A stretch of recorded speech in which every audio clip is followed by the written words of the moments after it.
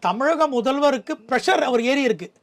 அவருக்கு pressure sugar எல்லாம் இருக்கலாம். ஆனால் அவர் பாஜக கூட்டணி வச்சுட்டு இருக்கப்போ அப்போ நல்லா இருந்துச்சா? அப்போ 2G கொள்ளை இதெல்லாம் பற்றி பேசுகிறோமே, அப்போ அதெல்லாம் என்ன சொல்கிறது? அதிமுக ஏற்கனவே பிஜேபி கூட்டணியில் இருந்தாங்க. அவங்களுடைய சில சூழ்நிலை காரணமாக வெளியே வந்துட்டாங்க. அதே மாதிரி திமுகவும் இன்னி வரைக்கும் உள்ளுக்குள்ளே அவங்க பார்லிமெண்ட் நடைமுறை சட்டத்துக்கு இன்னைக்கு பாஜகவோட திமுக பல வகையில் அனுசரிச்சு கூட்டணியில் தான் இருக்காங்க.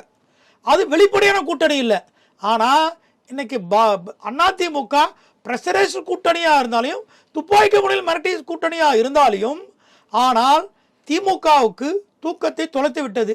தமிழக முதல்வருக்கு பிபி எல்லாம் ஏறி விட்டது. அதனால தான் அவர் என்ன சொல்கிறாருன்னா ப்ரெஷர் கூட்டணின்றார். அவருக்கு ஏற்பட்டிருக்க ப்ரெஷரை அவர் வெளிப்படையாக சொல்கிறார். எனக்கு ப்ரெஷர் ஏற்பட்டுச்சு, எனக்கு தூக்கம் போயிடுச்சு, எல்லாம் போயிடுச்சு, இப்படி பெரிய கூட்டணி அமைச்சிருமா அப்படின்ட்டு.